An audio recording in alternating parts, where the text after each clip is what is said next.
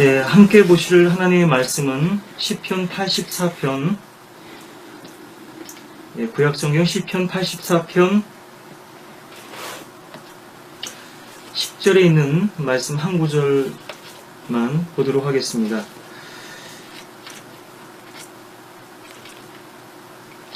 이는 주의 뜰에서의 하루가 첫날보다 더 나으며 악의 장막들에 거하는 것보다 내 하나님 집에서 문지기가 되는 편이 더 나음이니이다.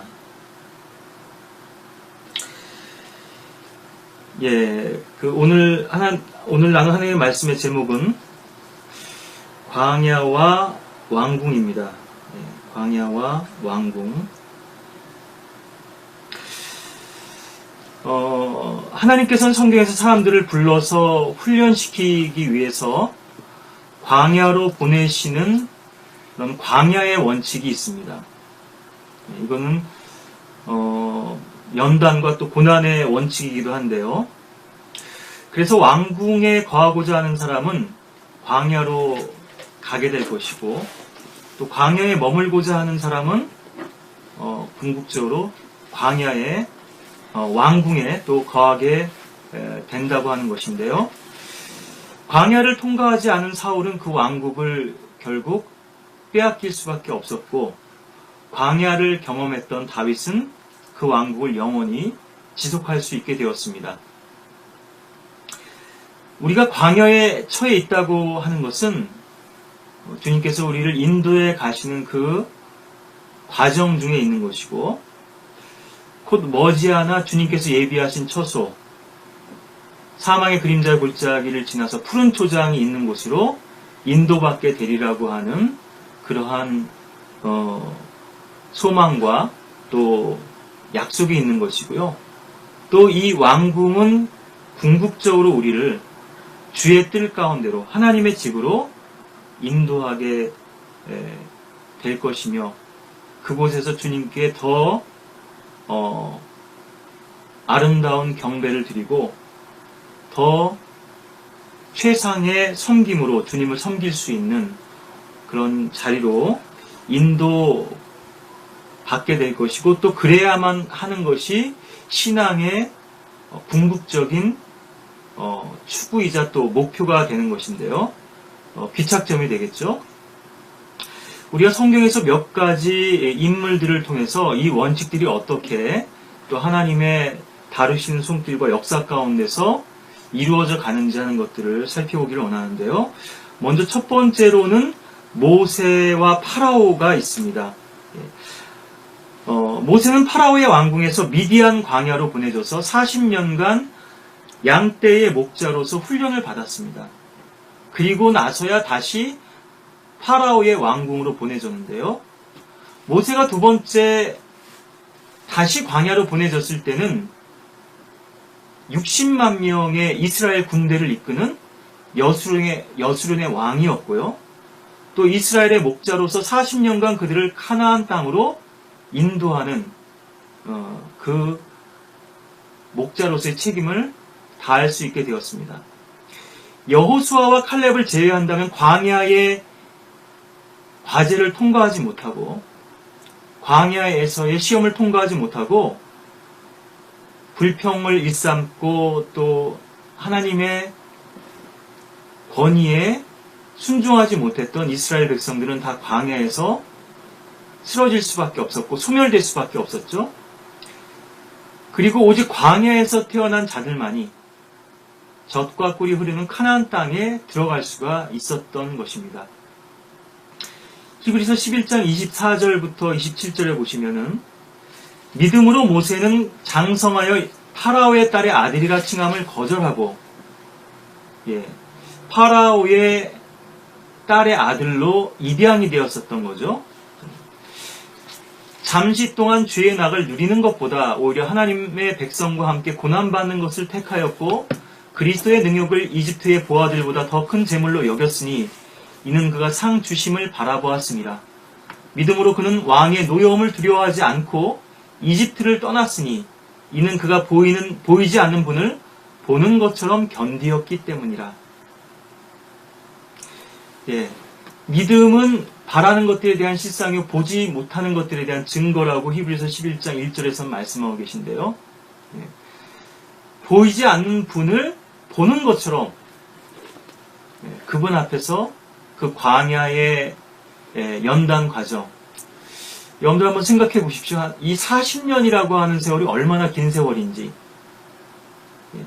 만약 모세가 이 40년간의 목자로서, 양들의 목자로서 훈련받지 못했다면, 그 과정을 통과할 수 없었다면요, 그 과정에서 패스할 수 없었다면, 결코 모세는 이스라엘의 양무리를 이끄는 목자로서 40년간 그들을 광야로 또 인도할 수 없었을 것이거든요. 가장 힘든 훈련이 아마도 남자들에게 있어서는 이제 군대 시절일 텐데요. 그 전에는 가정에서 또 사회에서 또 극진히 보살핌을 받고 자신이 원하는 것대로 다 체험을 받았다가 군대에 가서 이젠 자기가 상실되는 거죠. 국가에 충성하고 또 나라를 지키기 위해서 혹독한 훈련들을 견뎌내고요. 특히나 이 군생활 가운데서 제일 힘들다고 하는 것이 특히 우리나라 한국 군대 문화에 있어서는 뭐 혹한기 훈련이나 혹서기 훈련, 그리고 우리가 뭐 유격훈련 같은 거, 또 무슨 행군 같은 거, 이런 것도 물론 육체적으로는 힘들겠습니다만은, 우리를 더 힘들게 하는 것들 중에 하나는 사실은 내무반 생활이거든요. 훈련받을 동안 사실 고참들의 터치를 많이 받지 않습니다. 근데 내무반에 들어와서 쉬게 되면은 이제 그때부터 사람들과의 갈등이 시작되는 것이죠. 사회 같으면 도저히 인정하고 싶지도 않은 그런 사람들하고 한 곳에서 지내야 할 뿐더러 어떻게 보면은 감옥 아닌 감옥이라고 할 수도 있겠죠. 감옥에 가서 그렇게 자기 싫어하는 사람들하고 자기가 정말 역겨워하는 그런 사람들하고 함께 보내야 되는 것처럼, 이 지상에서의 감옥도 고통스러운데요. 지옥이라고 하는 영원한 이 형벌의 장소는 얼마나 더 고통스러울까요? 우리가 이 지상에서 그런 것들을 간접적으로 체험할 수 있는 그런 계기들이 있는데, 군생활도 그 내무반 생활을 통해서 많은 것들이 또 깎이고 나의 모난 부분들이 다듬어지고 하거든요. 그런데 이 군생활을 통해서도 어느 정도 이제 우리가 우리의 이제 인격이라든가 우리의 정신력 같은 것도 연단을 받았다고 하지만 사실은 우리 인생에 있어서는 졸업이라는 게 없습니다. 완성이 없고요. 우리 육신이 그만큼 뿌리 깊고 강력하기 때문에요. 우리의 죄성이요. 이 죄성이라는 것은 결국 자아죠. 자기를 사랑하는 마음, 자기를 고양하고 높이고자 하는 마음. 이 마음들이 또 우리 신앙의 영역에 들어와서는 또 성도들과의 교제, 또 성격이 다른 그런 사람들과의 어떤 관계 속에서도 더 다듬어져야 될 필요가 있고요. 그래서 철로 철을 다듬는 것이죠. 친구가 다른 친구의 얼굴을 그렇게 빛나게 하는 것이고요. 그래서 다른 사람의 채찍을 우리를 다루시고, 또 다른 사람이라고 하는 그러한 쇠망치로 우리를 연단하시는데, 이것이 주로 보통 보면은 권위자로 세워진 사람들입니다. 학교에서는 선생님이 될 것이고요. 뭐 군대 같으면 상관이라든가 또 고참들도 될 수 있을 것이고, 직장에서도 또 보스가 있죠. 그리고 나보다 선임병이라든가 또 나보다 먼저 직장 생활을 하고 있는 그러한 또 일테면은 동료 직원이나 또 선배가 될 수도 있을 것입니다. 그리고 그보다 더 귀한 또 쇠망치는 어떤 것이 있는가 하면, 사실은 나보다 더 어리고 연약한 지체들이거든요. 내가 이제 시어머니 위치에 있게 되면은 나도 또 지금 며느리들을 좀 이렇게 괄시하고 또 부릴 수 있으면 좋은데요. 그리스도의 사랑은 결코 우리를 그런 위치로 내버려 두지 않습니다. 내가 오히려 그 밑에 가서 섬기게 되고 또 그들을 사랑으로 인내하고 참게 되고, 이것이 또 그리스도의 훈련 과정 중에 하나인데요. 그래서 부부라고 하는, 또 부모 자식이라고 하는, 어떻게 보면 자식이 가장 애물단지일 수도 있죠. 목자들에게는 양들이 어떻게 보면 가장 큰 연단의 도구가 될 수도 있고요. 이처럼 하나님께서 우리를 환경과 또 다른 사람들, 또 여러 가지 다른 다양한 방법들로 시험하시고 연단하기를 원하시는데요. 베드로 사도가 말했던 것처럼 여러 가지 너희들이 시험을 당할 때 이상히 여기지 말라. 오히려 그것을 기쁨으로 여기고 감사하라. 이렇게 말씀하고 있죠. 사도행전 7장 38절에 보시면 신의 산에서 자기에게 말해주던 그 천사와 또 우리 조상과 더불어 광야의 교회 안에 있으면서 살아있는 말씀을 받아서 우리에게 전해주던 그가 이 사람이라. 모세는 율법을 수여받는 아주 놀라운 그런 특권을 부여받았던 사람이죠. 또 주님과 대면하여 친구처럼 교제했던 그러한 사람이었습니다. 만약에 그가 광야에서의 연단 과정을 겪지 못했다면 결코 시내산 정상에 올라가서 주님과 교제하는 이런 특권을 누릴 수 없었을 텐데요. 모세는 시내산에 7번 오르내리죠. 하나님께서는 계속해서 모세를 산 정상으로 부르십니다. 우리가 이 산지와 또 평지라고 하는 부분은 또 다른 주제가 될 수 있을 텐데요. 우리가 하나님의 임재 앞으로 나아가서 주님과 교제할 수 있는 그런 특권을 얻기 위해서는 반드시 광야의 시련을 통과해야만 한다고 하는 것이고요. 그래서 광야는 결국 우리를 기름 부음으로 왕의 보좌로 인도할 뿐 아니라 그 왕의 보좌는 또다시 우리를 주님의 뜰로, 주님의 성소와 또 거룩한 처소로 우리를 인도하고 그곳에서 주님을 섬기는 또 문지기가 되고 주님을 찬양하는 자가 되며 또 주님의 종들이 되기를 또 하나님께서는 원하시는 건데요. 자, 이처럼 모세와 파라오가 있었고요. 또 서론에서도 말씀드렸다시피 다윗과 사울, 그리고 다윗과 압살롬의 또 관계에서도 이 광야와 왕궁을 또 우리가 살펴볼 수 있습니다. 다윗은 광야에서 양떼를 치는 목자로서 훈련받는 목동이었습니다. 그러다가 골리앗을 물리치고 사울의 사이가 되어서요. 사울의 왕국에 들어갈 수 있는 특권을 갖게 되었죠. 사실 다윗이 이 왕궁을 경험한 것은 이때가 처음이 아니었습니다. 사울 왕의 부름을 받아서 하프를 타는 자로서 왕궁을 처음 경험했죠. 왕국에 들어가서 많은 것들을 보고 아마 신기해하고 어리둥절하고 경탄을 금치 못하고 놀라워했을 것입니다. 어쩌면 그때 미칼과 조했을 수도 있겠죠. 다윗은 몰랐지만 미칼은 다윗의 존재를 알았을 수도 있고요. 여러 그 신하들과 또 궁녀들과 시녀들, 그리고 풍성한 식탁, 모든 것이 채워져 있는 그 왕궁의 화려한 삶, 호화롭고 사치스러운 삶. 다윗은 한번 그것을 경험했던 것이죠. 그래서 다윗이 기름 부음을 받은 이후에 하나님께서 왜 어떻게 해서 나를 왕으로 기름 부으셨는가? 사울이라고 하는 왕이 존재하고 있는데요. 그래서 아마도 다윗은 왕의 사이가 되는 길이 바로 자신이 왕이 되는 그러한 길이라고 생각했을 수도 있는데요. 그래서 골리앗을 물리치는 장면에서 보면은 3번씩이나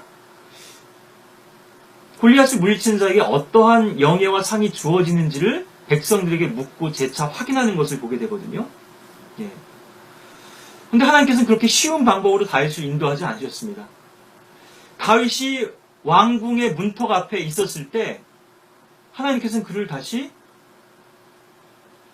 왕의 측근회의에 드나들 수 있는, 그리고 왕의 총애를 입고 왕의 특수부대를 이끄는 그러한 장수로서 또 대장으로서 많은 사람들의 영예를 얻었음에도 불구하고 그를 다시금 광야로 이끌기를 원하시죠.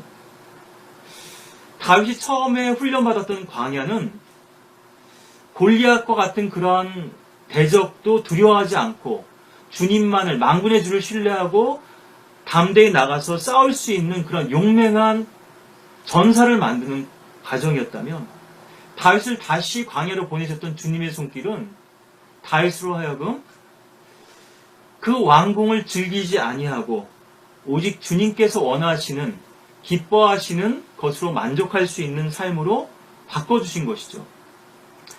다윗은 광야에 머무는 동안 결코 성소에 접근할 수 없었습니다. 금지되어 있었죠. 그런데 하나님께서 어떤 놀라운 방법으로 다윗을 인도하시는가 하면, 다윗에게 주님과 교제할 수 있는 그런 에봇이라고 하는 놀라운 그런 그 영적 도구를 허락해 주신 것이죠. 물론 그 이전에도 다윗은 주님과 교제했었습니다. 그리고 도피하는 과정 중에서 사무엘을 만나서 아마도 이 그 언약의 책에 대해서는 다음에도 또 나눌 기회가 있겠습니다만은, 저는 다윗이 그렇게 사모했던 말씀, 묵상했던 말씀, 시편에 그렇게 노래하고 있는 그 주님의 말씀, 찬양하고 있는 그러한 주님의 약속의 말씀들이 아마 사무엘의 손을 통해서 다윗에게 전달되었으리라고 그렇게 믿는데요. 예. 그 당시만 해도 모세 오경이었겠죠. 그리고 아마도 사무엘은 그 당시에 여호수아서라든가 또 재판관기, 또 사무엘 상하라든가 룻기의 기록들을 기술하고 있었을 수 있습니다. 아마 사무엘 하까지는 이제 뭐 포함되지 않았겠습니다만, 이것이 결국 가시라든가 나단 선지자를 통해서 또 전수되고, 예, 하나의 말씀들이 계속 이 영감의 책으로서 후대에 전해졌을 텐데요. 왕들에게는 원래 필사본을 베껴서 그것을 옆에 두고 하나의 말씀을 가까이 해야 하는 그러한 책무가 신명기 17장에 있는 것처럼 주어져 있었죠.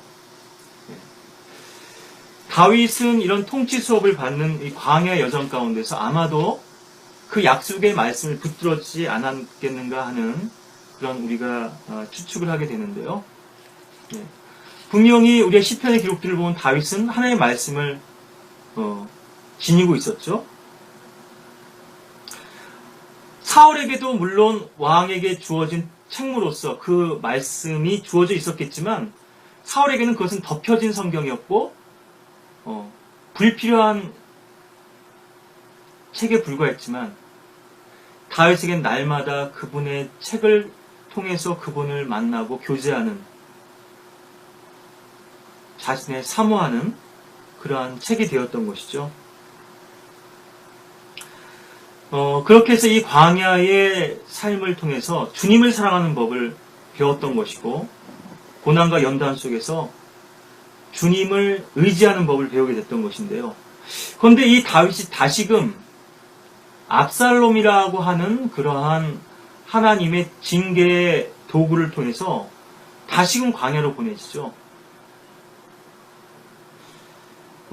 다윗은 왕으로서의 영예와 특권을 누리고 있었지만 그의 마음이 죄로 향하게 되고 하나님 앞에 범죄하게 되었을 때 결국 하나님께서는 그 부분을 또다시 다루실 수밖에 없었던 것이죠. 그래서 이 광야와 왕궁이라고 하는 것은 우리의 신앙생활 가운데서 단회적으로, 이례적으로 끝나야 할 그런 문제가 아니라 끊임없이 되풀이될 수밖에 없는 문제라고 하는 것이죠. 우리가 왕궁에 머물기를 원한다면 주님께서 우리를 광야로 계속해서 보내실 수밖에 없고요. 우리의 마음이 왕궁에서조차도 주님과 함께 그 처소에 머물고 있다면 하나님께서는 우리에게 그 왕궁의 특권과 영예를 지속하게 해주시겠죠. 네. 이처럼 다윗은 사울의 사위가 된다고 하는 아주 보장된 길을 하나님께서는 꺾으시고요. 우리 인간들의 생각과 계획과는 달리, 우리들의 예측과는 달리 정말 놀라운 방법으로 이 다윗을 인도하시고 역사하셨던 건데요.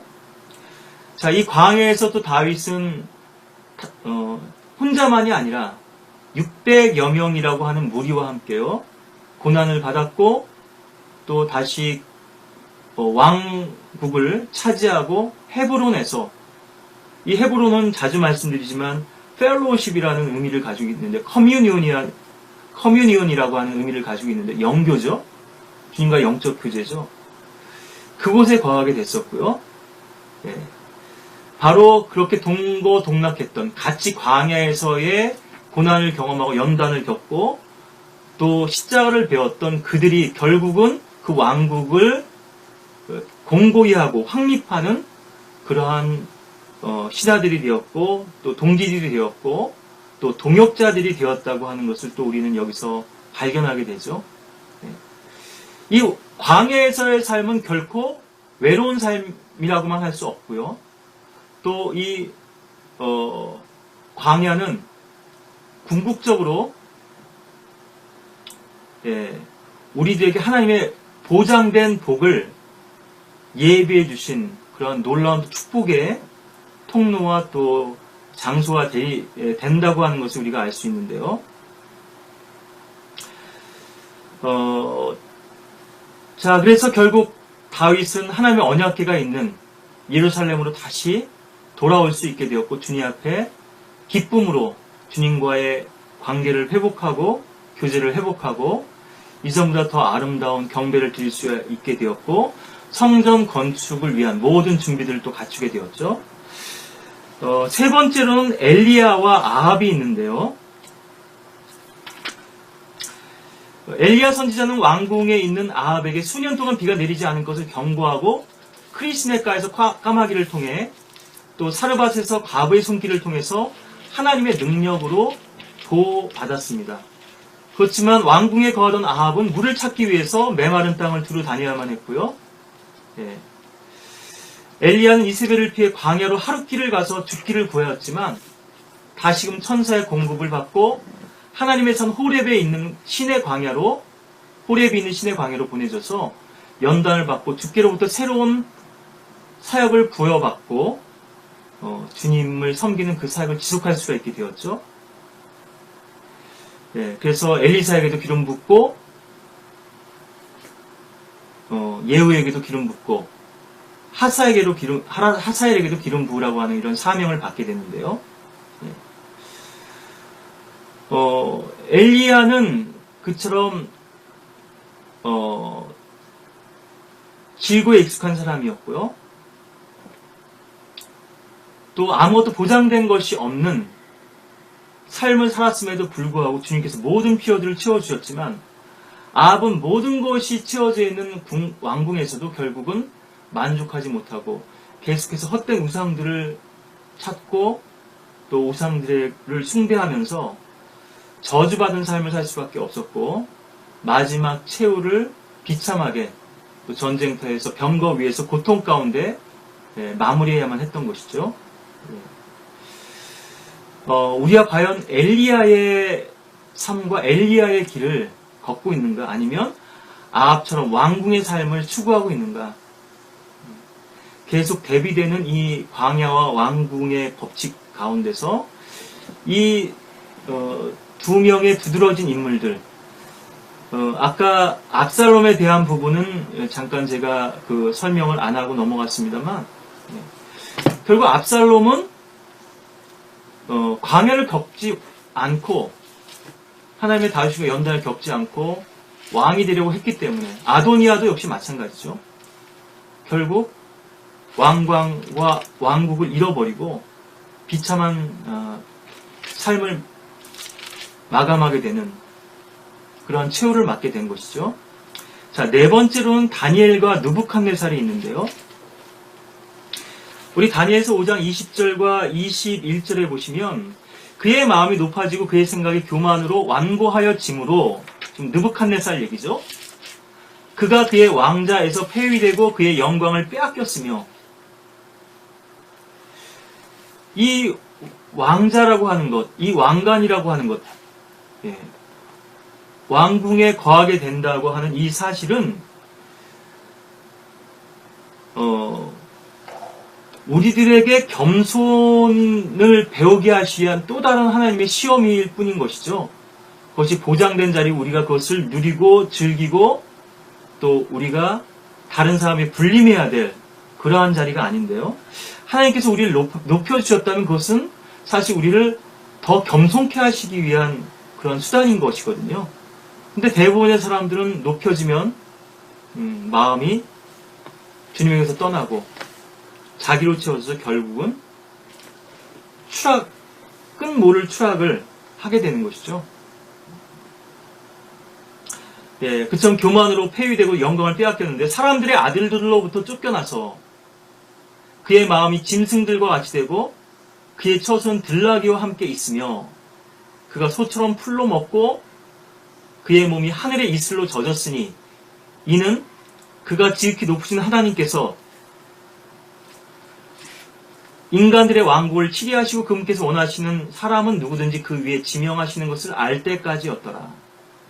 내가 뭐 대단한 존재고 정말 대단한 사람이어서 그 자리에 오른 것이 아니고요. 하나님의 그 허락하심이 있었고 주님께서 그 누구라 할지라도 주님께서 원하시는 사람을 높이실 수도 있고 낮추실 수 있다고 하는 것, 이 하나님의 권세와 주님의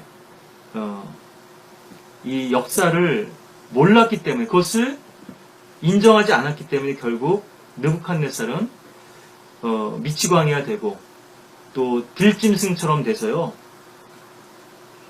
수많은 그런 시옥 속에서 세월을 보내야만 했던 것이죠. 물론 다시 이 느부갓네살은 왕위를 되찾게 되었죠. 사람이 짐승처럼 변하는 그런 그 정신병이 있는데요. 사람이 자기가 짐승이라고 착각하는 것입니다. 이러한 정신병을 또 명명하는 그런 말도 있는데요. 안스로포스라 그래서 헬라어로 인간이라고 하는 말은 위를 바라보는 존재거든요.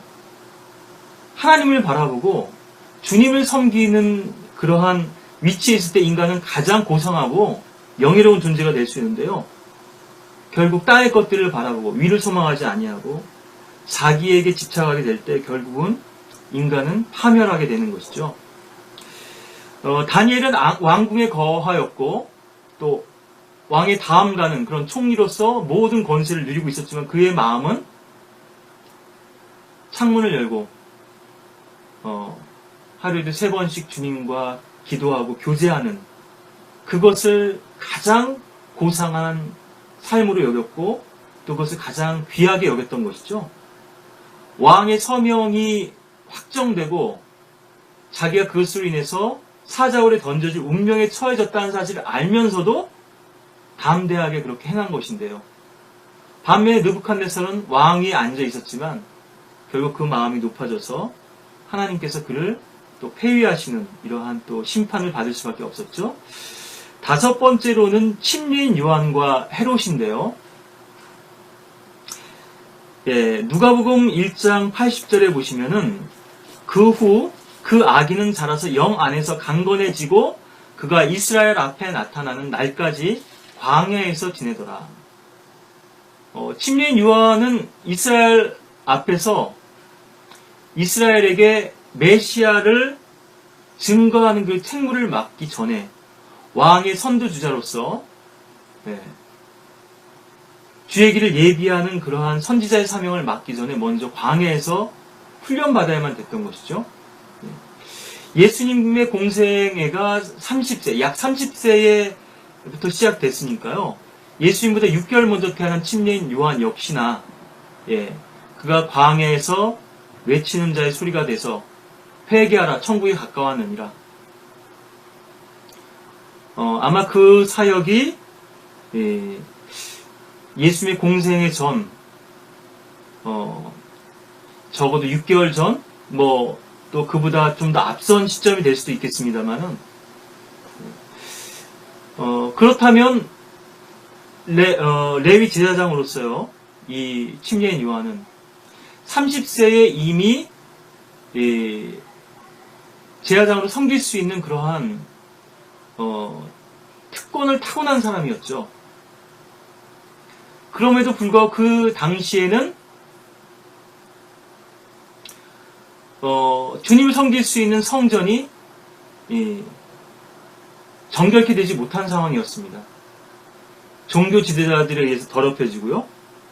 성전의 제사들도 형식화되었기 때문에 그는 성전에 머물 수 없었고 광야로만 가야 했던 것이고, 또 이 광야에서 그는 많은 인고의 세월을 보내야만 했던 것이죠. 마태복음 3장 4절이나 마가복음 1장 6절에 보시면은 이 요한은 낙타털로 만든 옷을 입고 허리에 가죽띠를 둘렀으며 그의 음식은 메뚜기와 야생꿀이더라. 이렇게 돼 있는데요. 낙타털 옷을 입었고요. 허리엔 가죽띠를 두르고 음식으로는 메뚜기와 야생꿀을 먹었습니다. 하나님께서 위로부터 내어주신 양식을 먹은 것이죠. 주님과 교제하면서 하나님의 공급하시는 원칙에 따라서 살아간 것이죠. 통장에다 돈 쌓아놓고 살아간 것도 아니고, 월급쟁이로서 월급 받아서 살아간 것도 아니고요. 이스라엘 백성도 40년 동안 광야에서 공급받았죠. 만나와 메추라기로, 반석에서 나는 샘물로. 그 옷도 헤어지지 않고 신발도 닳지 않는 그러한 보장을 받게 되었는데요. 이것이 주님을 믿고 신뢰하는 자녀들에게 보장된 약속입니다. 그런데 우리 인간들은 자꾸 무언가 다른 것을 보장으로 삼기를 원하고, 또 무언가 나의 힘을 삼고 의지하기를 원하기 때문에 이 믿음의 길을 온전히 걸어갈 수가 없는 것인데요. 물론 이 시대에 우리는 주님께 주시는 그런 복들을 누릴 수 있고 향유할 수 있는 그러한 또 많은 복들이 있음에도 불구하고 우리가 이 믿음의 원칙이라고 하는 부분에 있어서만큼은 제자들에게 말씀하셨듯 두 벌 겉옷을 지니지 말라. 사실 우리는 동시에 두 벌의 옷을 입을 수가 없습니다. 그렇죠? 그런데 우리는 자꾸 더 많은 것을 위해서 염려하고 걱정하고 또 그것을 욕심을 품고 계속해서 탐욕을 부리는 것이 이제 문제거든요. 많은 의미들이 있겠습니다만 낙타털, 낙타는 사실 레위기에 나오는 부정한 짐승이죠. 그는 이스라엘의 일테면 대제사장으로서 하나님께서 성전에서 받는 그 경배를 허락하지 않으셨기 때문에 광야로 나가서 주님과 함께 그 질고에 동참해야만 했던 것인데요. 엘리야도 외투를 입고 있고 털이 많은 사람으로 이렇게 열왕기하 1장에 보면 그렇게 묘사가 되고 있는데요. 엘리야의 영으로 왔던 이 침례 요한 역시 마찬가지죠. 그래서 그처럼 사람들에게 질시받고 또 손가락질 받는, 멸시받는 그러한 위치에 있어야만 했던 것이고, 또 허리에 띄었던 이 가죽띠, 가죽 허리띠는 결국 또 한 마리의 짐승, 특히나 이제 어린 양의 피를 우리들에게 또 암시해주고 있죠. 우리가 무엇인가를 우리의 힘으로써 만들어내고 또 그것에 의지해서 살아가는 삶하고 또 하나님께서 공급해 주시는 그러한 풍성함을 누리는 삶하고는 너무나 다른 것이죠. 하나는 믿음을 통해서 사는 삶이고, 또 다른 하나는 우리 육신의 힘을 의지해서 사는 삶인데요. 많은 사람들이 육신을 의지해서 사는 삶이 더 보장된 삶이라고 생각할 수 있지만 거기엔 결코 보장이 없다는 것이죠.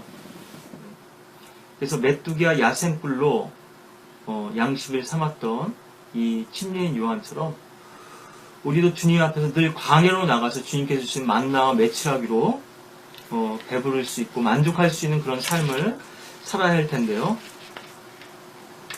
누가복음 3장 2절에도 보시면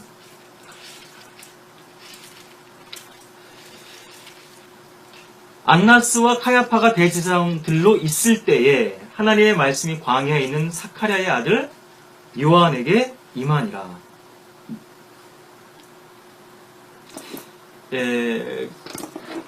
아비아달과 사독도 사실은 대제사장들, 이게 그 겸직이라고 해야 될까요? 동시에 이렇게 그 대제사장직을 수행했던 것인데요. 이를테면 영어로 좀 표현하자면 chief priest가 있고요. 그래서 24개의 이제 계열이 있죠. 제사장들의 계열이. 그래서 두 주씩 이렇게 돌아가면서 한 계열이 섬기게 되는데 그 계열의 수장으로서의 chief priest가 있고요. 그래서 우리 성경에는 이것이 다 대제사장으로 되어 있습니다만 그리고 하이 프리스트가 있죠. 이것을 일테면 최고 제사장이라 이렇게 할 수 있을 텐데요. 그 대제사장들, 24명의 대제사장들을 또 이끄는 우두머리로서 이것은 종신직이죠. 예, 이 최고 제사장은 하이 프리스트는요. 예. 그런데 이렇게 두 명이서 같이 대제사장직을 이렇게 동시에 수행하던 때도 또 있었던 것인데요. 아마 이제 한 사람이 나이가 많아서라든가요. 근데 사실 이 안나스와 카야파는 장인과 사이 관계이기 때문에 이것이 사실은 불가한 그런 경우인데요. 사람들이 자기 멋대로 이렇게 또 한 것이죠. 하나님의 허락하심 없이요. 자, 대제사장들은 성전에 머물고 있었지만 하나님께서는 그들을 외면하셨고 또 침례인 요한은 하나님의 말씀이 임하는 광야로 나가서 주님과 함께 교제를 나눌 수 있었던 건데요. 이것은 마치 엘리의 두 아들 홈리와 피느하스는 성소에 머물고 있었지만 하나님의 제물을 멸시하고 주님께로부터 거부당하였던 반면 또 유다 지파에 속했던 나마다임 소팔에 있던 엘카나의 아들 사무엘이 제사장의 아들로 입양돼서 또 주님의 성전에서 섬겼던 이러한 또 놀라운 또 그 역전과 또 하나님의 먼저 된 자가 나중되고 나중된 자가 먼저 되는 이러한 또 놀라운 손길들을 우리가 또 발견할 수가 있죠.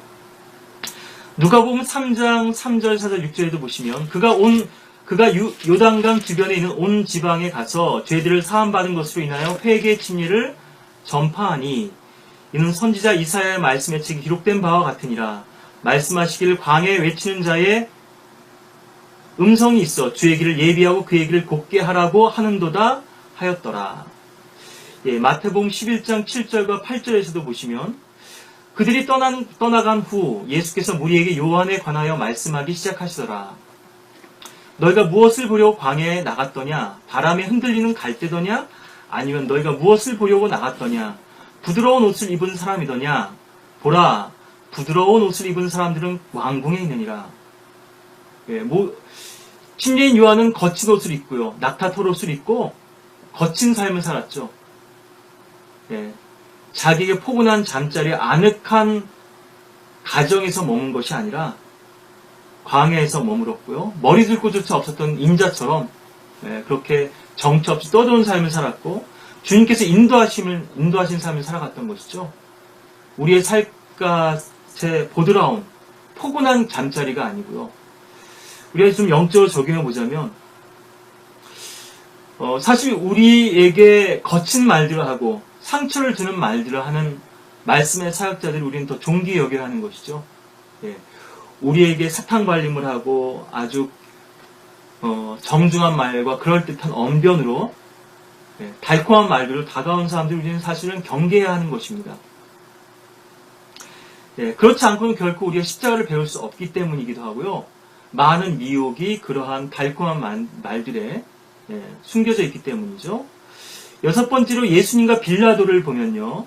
마태복음 4장 1절에 보시면 그때 예수께서 마귀에게 시험을 받으시려고 성령의 인도로 광야에 가시니라. 예수님께서는 공생애를 시작하시기 전에 이 광야의 시험을 거치셔야만 했던 것이죠. 마가복음 1장 12절 13절에서도 보시면 그리고 즉시 성령께서 주를 광야로 내보내시니라.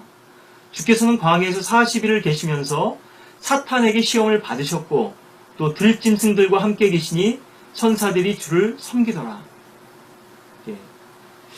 들짐승들, 사자울의 다니엘처럼요. 로마 제국하에서 원형 경기장에서 사자들의 밥이 되었던 그런 초대교회 성도들, 순교자들처럼 주님께서는 들짐승들과 함께 계셨지만 천사들의 섬김을 받으셨죠. 광야에서 40일 동안 금식하시고 사탄에게 시험을 받으셨지만 말씀의 능력으로 그 모든 시험을 물리치시고 주님께서 하나님의 아들이심을 증거하고 또 그분의 왕국을 선포하고 또 왕국의 백성들에게 주님의 왕국의 법이 무엇이고 주님의 사랑이 무엇인지 새 계명이 무엇인지를 이제 알려주신 건데요. 누가복음 5장 16절에도 보시면 그 후 주께서는 광야로 물러가서 기도하시더라. 이 광야의 시험은 결국 우리를 기도의 삶으로 인도하는 거죠. 주님께 무릎 꿇고 주님께 굴복하고 주님의 도우심과 능력을 구하는. 광야는 아무것도 기대할 수 없는 곳이죠. 주님 외에는 아무도 바라볼 수 없는, 소망이 없는 그런 곳인데요. 우리는 이러한 광야의 여정을 통해서 주님과 교제하는 법, 주님께 기도하는 법, 주님을 온전히 신뢰하고 의지하고 주님의 인도하심을 받는 법. 광야에서는 지형지물이 없습니다. 길을 잃기가 십상이죠. 어디가 어딘지를 알 수 없는데요. 주님께서 알려주시고 보여주신 만큼만, 주님께서 인도하신 만큼만 우리가 따라갈 수 있는데, 예수님께서 마귀가 주는 이 세상의 모든 왕국을 거절하시고 광야로 나가 오병이어로 5,000명을 먹이셨습니다. 또 7병이어로 4,000명을 먹이셨죠. 무에서 유를 창조 하나님의 역사도 같죠. 그처럼 주님과 함께 광야로 나갔던 그 백성들은 생명의 빵을 먹었고 또 주님께서 주시는 만나로 만족할 수가 있었던 것인데요. 그런데도 불구하고 이 광야에서 생명의 빵을 먹었던 그 사람들이 빵을 먹고 배부른 까닭에 주님을 따랐던 것이 결코 주님과 함께 깊은 십자가의 경험을 공유하지 못했다는 것이 또 우리가 여기서 또 주목해야 할 그러한 대목 중에 하나인데요. 백성들은 주님을 왕으로 삼기를 원했습니다. 이것은 왕이신 그분 앞에 겸손히 경배하고 섬기기를 원했던 것이 아니라 주님께서 주시는 빵을 보장받기를 원했던 것이거든요. 일하지 않고도 빵을 먹을 수 있는 그러한 길을 그들은 찾았던 것입니다. 주님께서는 그들이 자신을 왕으로 세우시려고 하는 것을 아시고 다시금 그들로부터 떠나서 외로운 길, 십자가의 길, 또 가시면류관의 길, 또 고난의 길을 가셔야만 했던 것이죠. 빌라도는 왕궁에서 머물고 있었지만 헤롯 또한 왕궁에서 머물고 있었죠. 그럼에도 불구하고 침례 요한의 기적이나 또 예수님이 행하시는 역사들을 그들은 알았지만 결국 그분을 믿는 자리에는 이르지 못했던 것인데요. 그래서 결국 그들의 양심의 가책과 찔림 가운데서 자책을 했을진 모르지만 온전한 회개에는 이르지 못하고 또 생명의 길 가운데로는 인도받지 못했던 것이죠. 자, 일곱 번째로 바울과 아그리파가 있는데요. 고린도후서 11장 32절과 33절에 보시면 다마스커스에서 아레타 왕의 총독이 나를 잡고자 하여 다마스커스인들의 성읍을 한 수비대로 지켰을 때 내가 광주리를 타고 창문을 통해 성벽을 따라 내려가 그의 손에서 피하였느니라.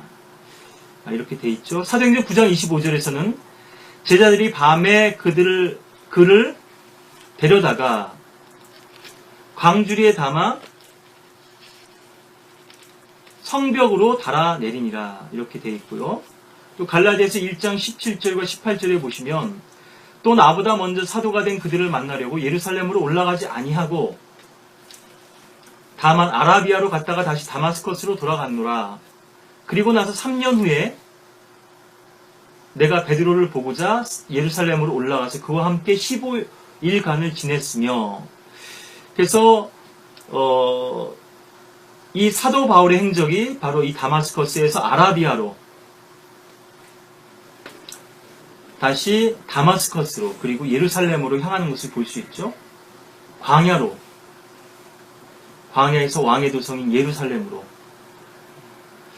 고린도서 11장 26절에도 보시면 여러 번 여행하는 중에 강의 위험과 강도의 위험과 동족으로부터의 위험과 이방인들로부터의 위험과 성읍에서의 위험과 광야에서의 위험과 바다에서의 위험과 거짓 형제들 가운데서의 위험을 당하였으며, 이 광야에서의 연단 과정은 바울에게 있어서 한 번으로 그친 것이 아니라 지속적으로 여행 중에 하나님께서는 그를 외로운 고독한 광야의 길로 인도하셨다고 하는 것을 우리가 또 여기서도 확인하게 되죠. 반면에 페스토를 보면 사도행전 25장 23절에 그리하여 그 다음날 아그리파와 페니케가, 아그리파와 또 페스토죠, 화려하게 외관을 갖추고 와서 고급 장교들과 그 성읍의 유지들과 함께 법정으로 들어가니 페스토의 명령으로 바울을 데려왔더라. 지금 재판장 앞에 선 것인데요. 왕 앞에 선 것이죠. 근데 바울은 당당한 반면에 이 아그리파는 다윗이 전파했던 하나님의 말씀 앞에서 갈등을 겪게 되죠. 사도행전 26장 28절과 29절에서도 그러자 아그리파가 바울에게 말하기를 내가 나를 설득시켜 거의 그리스도인이 되게 하려 하는도다 라고 하니, 바울이 말하기를 당신뿐만 아니라 오늘 내게 듣는 모든 사람도 거의 그리스도인이 되었거니와, almost 크리스찬이죠. 거의 그리스도인이 되었을지는 모르지만 아직 그리스도인이 된 것이 아닙니다. 예수 그리스도를 영접할 수 있는 그 문턱에까지 이르렀어요. 하나님의 복음의 말씀을 들었고 하나님의 생명의 복된 소식을 들었음에도 불구하고 그것을 머리로는 수긍했습니다. 지적으로는 동의를 했어요. 그럼에도 불구하고 그것을 거부하죠. 왜냐하면 그리스도인이 된다면 바울처럼 고난받아야 한다는 것을 너무나 잘 알고 있기 때문이죠. 세상 사람들도 너무나 잘 알고 있습니다. 예수님을 믿으면 술, 담배도 끊어야 되고요. 죄도 멀리해야 되고, 변화된 삶, 이전과는 다른 삶을 살아야 한다는 걸 너무 잘 알아요. 그렇기 때문에 복음을 알면서도 거부하는 것입니다. 어떤 사람들은 복음도 모른 채 종교생활하고 방황하는 사람들도 있으면요, 많은 사람들은 복음을 알지만 복음을 거부합니다. 본능적으로 알아요. 그런데 구원을 거부하는 것이죠. 왜냐하면 그리스도와 함께 능력받기를 원치 않고 이집트의 부활을 즐기기를 원하기 때문인 것인데요. 오늘 내게 듣는 모든 사람도 거의 그리스도인이 되었거니와 이렇게 결박당한 것을 제외하고는 모두가 나와 같이 되기를 바라나이다 하더라. 비록 내가 매여 있지만 이 복음을 위해서 사슬의 매인자가 된 것이죠. 바울은 자신의 잘못으로 인해서 그렇게 옥고를 치른 것이 아니죠. 그리스도의 죄수가 되었다고, 그리스도에 인해서 매인자가 되었고 갇힌 자가 되었다고 이렇게 고백하는데요. 이것만 제외한다면 나와 같이 당신들이 되었으면 좋겠다고 하는 이런 담대한 말씀을 증거하고 외치고 선포할 수 있었던 이 다윗의 담대함은 그 안에 계셨던 그리스도의 풍성함으로 인한 것이었죠. 예. 비록 광야에서 거하고 감옥에 거한다 할지라도 시몬 요한도 옥에 갇혀서 결국 목배임을 당했는데요. 주님을 위해서 혹 목숨을 내어놓고 목을 내어놓는 순교의 길을 간다 할지라도 다니엘의 세 친구처럼 비록 그리 아니하신다 할지라도 나는 결코 왕의 금신상에 절하지 않겠노라고, 내가 믿는 하나님을 부인하지 않겠노라고. 이것이 구원받은 성도 여러분들의 고백이 되고, 또 여러분들이 지금 날마다 생활의 현장에서 겪는 십자가의 길과 고난의 길, 또 주님의 가시면류관을 쓰고 주님과 함께 고뇌를 겪고 또 질고를 겪는 그러한 길이 되어야 할 것이고요. 만약 우리가 왕궁에 머물기를 원한다면 이 지상이 멸망당하고 하나님의 심판 안에 놓이게 될 때 불과 함께 마치 소돔과 고모라가 불탔던 것처럼 롯은 모든 것이 주님의 심판 앞에 불타버리는 것을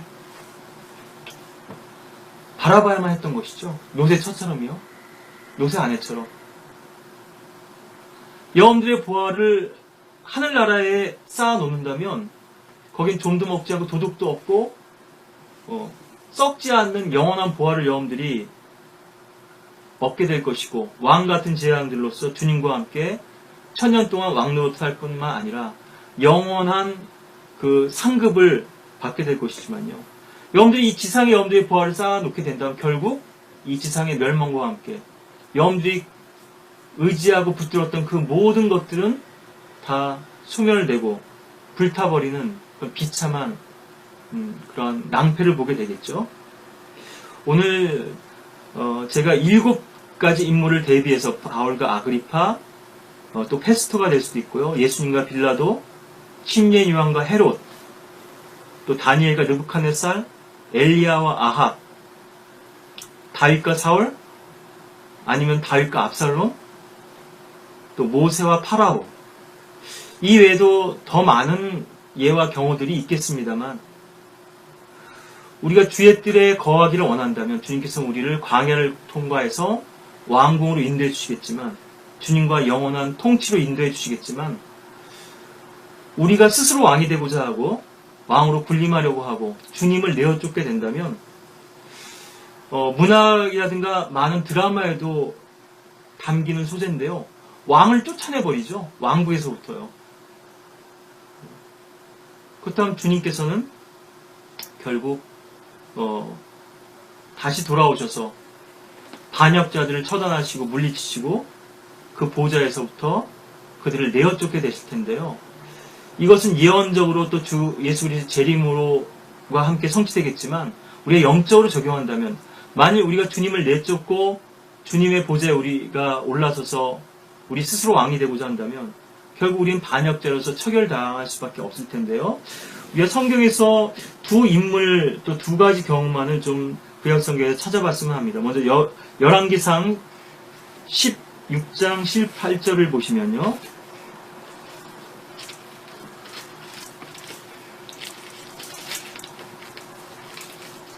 열왕기상 16장 18절에 보시면 시므리의 얘기가 나오는데요. 시므리는 3일 천하를 7일이네요. 7일 동안의 천하를 얻었지만 결국은 오므리에게 이제 권세를 내어주어야만 했던 건데요. 그러니까 바하사에게 있었던 군대 대장 중 바하사의 집에 이제 마지막 왕이었던 엘라의 군대 대장, 이게 병거의 절반을 지휘하는 대장이 한 사람이 시므리였고 한 사람은 오므리였는데요. 결국 이 두 사람의 투쟁 가운데서 시므리는 죽고 이제 오므리가 그 왕자를 차지해서 오므리의 왕조가 시작되는데, 시므리는 이 7일 동안의 천하를 자기의 어떤 허영과 착각 속에서 보내게 되는 것이죠. 여기 대해서 18절에 보시면 시므리는 성이 함락된 것을 보고 이제 나의 왕국이 끝이 났구나 하는 것을 이제 깨닫게 된 거죠. 직감적으로 알게 된 것이죠. 왕궁으로 들어가 왕궁에 불을 지르고 그 안에서 죽었으니. 여러분들 죽더라도 왕으로 죽고 싶으십니까? 네. 왕궁에서 죽고 싶으세요? 이처럼 우리의 권력욕, 우리의 야망, 우리의 욕망은 아주 집요하고 끈질긴 것이거든요. 죽음의 순간까지도 그것을 놓지 못하는 것입니다. 지옥에 이르는 순간까지도 결국 그것을 회개하지 못하는 거죠. 아달랴의 경우를 열왕기하에서 한 번 더 보시면요. 우리가 왕궁을 고집하려고 한다면 결국 죽음을 맞이할 수밖에 없다는 것이죠. 비참한 최후를. 그렇지만 우리가 광야로 나아가는 길을 택한다면 주님께서 우리를 연단하시고 다시금 왕궁으로 불러주실 텐데 그때에는 이제는 주님께서 우리에게 멸관을 씌워주시고 우리에게 친히 왕복을 입혀주시고 그 보좌를 허락하셔서 주님의 영예와 또 특권 가운데서 그 왕국을 통치하게 하실 텐데요. 열왕기하 11장에 보시면은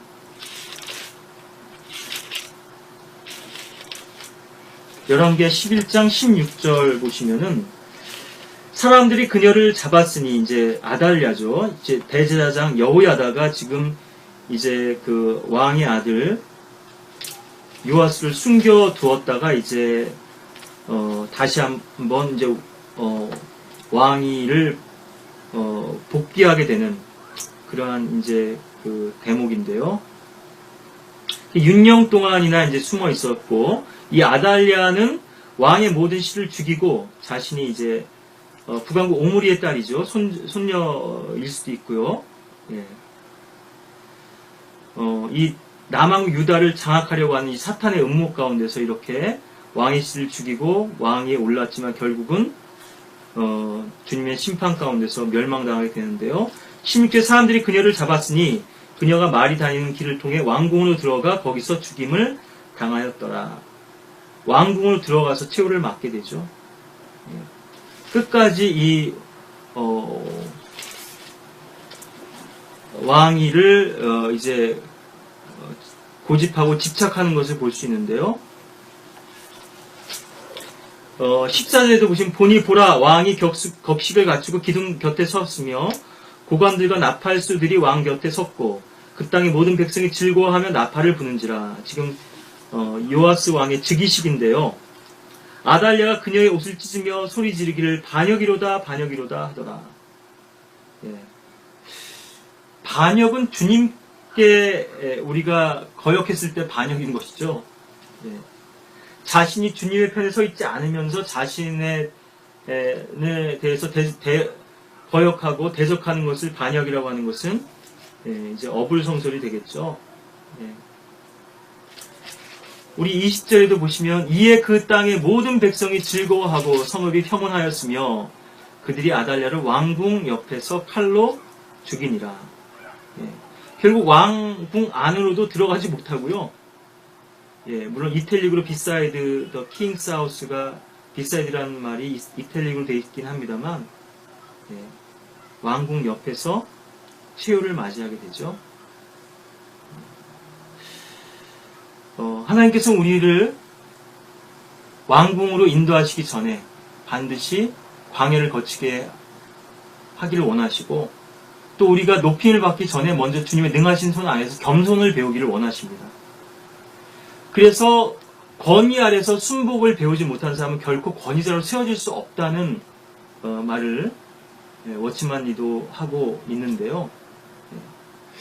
겸손과 순종을 배우지 못한 사람이 권세자가 되거나 또 치리자의 위치에 있을 수 없죠.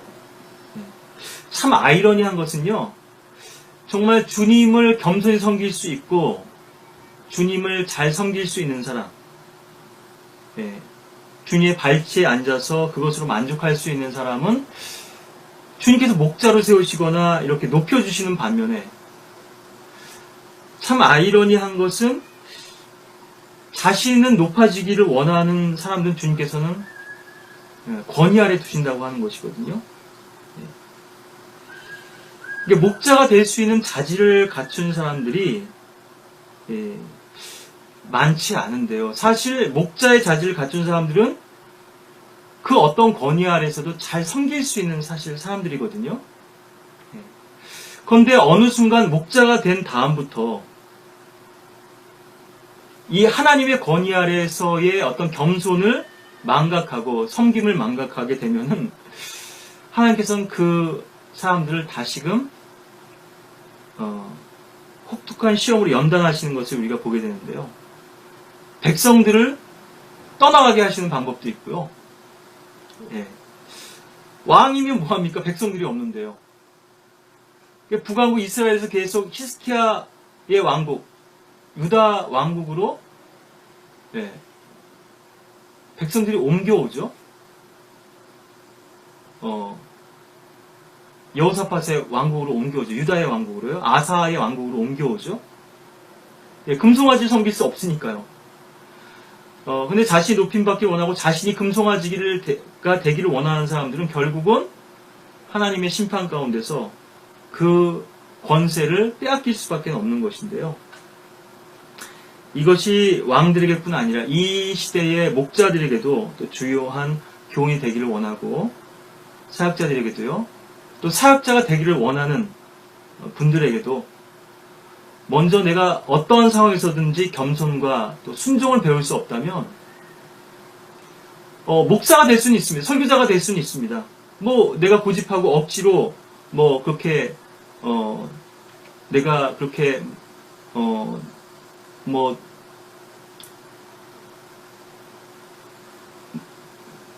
뚫고 나간다면요. 어떤 장애나 난간을 극복하고도 될 수 있죠. 그런데 그것은 하나님께서 허락하셨거나 하나님께서 기름 부으셨다거나 하나님께서 부여하신 사역이 아니죠. 아도니아처럼 자기 멋대로 이렇게 그 자리에 오른 것인데요. 결국 그렇게 된다면 곧 머지 않아서 환난과 시험을 겪게 되고 그런 온전한 겸손과 순종을 배우지 못한 사람들은 결국 그 왕이 되었어도 설교자가 됐고 목자가 되었어도 그 자리를 유지할 수 있는 힘을 얻지를 못하는 것이죠. 주님께로부터. 이것이 또 다른 비극이고요. 또 다른 저주라고 할 수 있고 그래서 우리가 다윗처럼 광야로 기쁨으로 나아가고 또 주님과 함께 그 광야에서 다른 사람이 누릴 수 없는 오직 주님과 나만이 알 수 있는 복된 교제 또 깊은 주님의 꼴과 또 생명수의 샘물로서 만족을 얻는 그런 희열과 기쁨 가운데서 주님과 동행하는 삶을 살 수 있게 되기를 또 저와 여러분들이 소망하시기를 바라겠습니다.